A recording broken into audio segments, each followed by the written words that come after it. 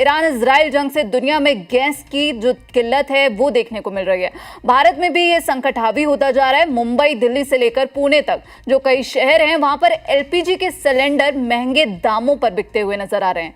Gas cylinder की किल्लत देखने को मिल रही है। दिल्ली भी अब उन शहरों की लिस्ट में शामिल हो गया है जहां एलपीजी सिलेंडरों की कमी का सामना करना पड़ रहा है। अगर रेस्टोरेंट्स की बात करें और भी जो सेक्टर्स हैं उसमें अब कहा जा रहा है जो अफरा तफरी का माहौल है वो देखने को मिल रहा है, जिसके बाद कहा जा रहा है कि जो कालाबाजारी या फिर जमाखोरी की जो घटनाएं हैं वो अब ज्यादा बढ़ती हुई दिखेंगी। लेकिन यहाँ पर अब भारत सरकार की तरफ से एक मीटिंग की गई, उसमें काफी चीजें यहाँ पर जो है डिस्कस की गई हैं। लेकिन अब ये सवाल उठ रहा है, जो पेट्रोलियम और प्राकृतिक गैस मंत्रालय द्वारा जारी निर्देश ने ये साफ कर दिया है कि सरकार किसी भी कीमत पर जो देश की रसोई है उसमें गैस की कमी नहीं होने देगी।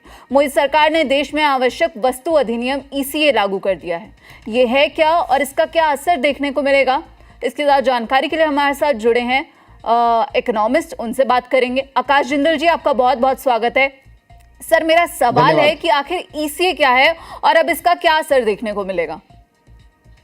देखिए, हुआ क्या है, देखिए 60% से ज्यादा हम गैस इंपोर्ट करते हैं। अब गैस जब इंपोर्ट करते हैं तो जाहिर सी बात है सरकार अपनी तरफ से कोशिश कर रही है कि कम से कम डैमेज हो, लेकिन जैसे मैंने बताया ये चीजें सरकार की कंट्रोल के बाहर है। सरकार इसमें कुछ कर नहीं सकती थी। एक एक्सटर्नल रीजन है कि बाहर आंधी आई थी जिसकी वजह से कुछ नुकसान होना ही था, तो गैस सप्लाई इंपैक्ट हुई है स्ट्रेट ऑफ हॉर्मुज की वजह से। काफी बड़ी क्वांटिटी वहां से आती थी। तो अब उसमें क्या है, अब इसके लिए ये इंश्योर किया जा रहा है कि घरों को एलपीजी की सप्लाई में बाधा ना आए, घरों को प्रेफरेंस मिले, ताकि हर घर में देखिए भोजन बनना है, हर घर में दूध चाय बननी है, बनना है, तो उस चीज को हम इंश्योर करेंगे कि कोई दिक्कत ना आए। वैसे भी आज की सरकार जो हिंदुस्तान में है ये आम आदमी का वेलफेयर इंश्योर करने वाली सरकार है। अब उस प्रोसेस में शायद क्या हो सकता है, जो दूसरी बात में आना चाहता हूँ, शायद कमर्शियल एलपीजी में कोई कमी शायद आ जाए। और कुछ लोगों ने शायद कमर्शियल एलपीजी की होर्डिंग भी कर दी है। तो अगर ये संकट गहराता है तो हो सकता है कि रेस्टोरेंट्स या ढाबों को उस तरीके से कमर्शियल एलपीजी ना मिल पाए, क्योंकि जाहिर सी बात है प्रेफरेंस क्या होगी, घर का चूल्हा जले, घर के अंदर छोटे बच्चे हैं जिनको दूध पीना है, घर के अंदर कोई व्यक्ति बीमार भी हो सकता है, भोजन चाहिए सबको जो है, तो जाहिर सी बात है तो घरों के अंदर जो है कुछ हमारी बेटियां बहनें हैं, कोई प्रेग्नेंट है, जिनके जो है शिशु होने वाला है, तो जाहिर सी बात है उनके लिए जो है भोजन हमारी प्रेफरेंस है। छोटे बच्चों का दूध गर्म करना वो प्रेफरेंस है हमारी। तो कहीं ना कहीं सरकार ये देख रही है कि जरूरी क्या चीज है, और सरकार साथ ही साथ ऑल्टरनेटिव सोर्सेज और ऑल्टरनेटिव रूट्स पे काम कर रही है।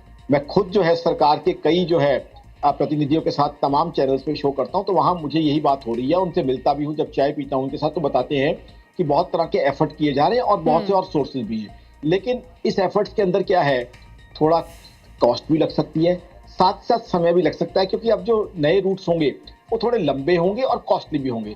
तो कहीं ना कहीं कड़वी सच्चाई ये है कि इस बात का कुछ ना कुछ तकलीफ, जैसे मैंने आपको पिछले प्रश्न में बताया कि कुछ ना कुछ तकलीफ तो हर भारतीय को होगी, चाहे वो मेरा मित्र जो चाय बना के बेचने वाला है सड़क के किनारे, चाहे मेरा मित्र, मेरा भाई है जो 1500 किलोमीटर दूर दिल्ली से किसान भाई है, सबको कुछ ना कुछ इम्पैक्ट तो आएगा। एक आंधी आई है, आंधी की वजह से कुछ ना कुछ घर का नुकसान तो हर एक का ही हो जाता है। अब इसमें क्या कर सकते हैं, लेकिन सरकार को बस डैमेज कंट्रोल करना है, इससे सरकार प्रयास कर रही है। दिक्कत और तकलीफ तो है, there is no running away, इसको हम डिनाई नहीं कर सकते।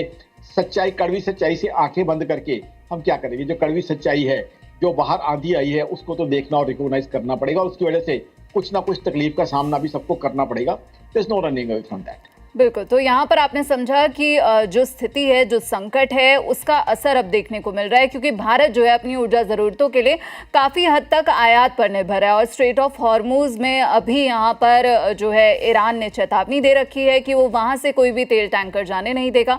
अब घरेलू मोर्चे पर जो है यहाँ पर सुरक्षात्मक कदम उठाते हुए सरकार नजर आ रही है और भारत सरकार की तरफ से मीटिंग बुलाई गई है। तो यहाँ पर जो है मोदी सरकार अब एक्शन मोड में नजर आ रही है, लगातार जो है कई कदम उठाए जा रहे हैं और ये भी सामने आ रहा है कि कई सौदे जो हैं अन्य देशों के साथ देखने को मिल रहे हैं, ताकि इस ऊर्जा और तेल संकट से बचा जा सके। हालांकि जो ऑफिशियल स्टेटमेंट है वो आना बाकी है कि कौन कौन से देशों के साथ आखिर कौन कौन सी तैयारियां भारत करता हुआ नजर आ रहा है। हमारी इस पूरे मामले पर जो है नजर बनी हुई है। फिलहाल अभी के लिए इतना ही। बाकी देश और दुनिया की तमाम खबरों के लिए आप देखते रहिए दैनिक जागरण। नमस्कार।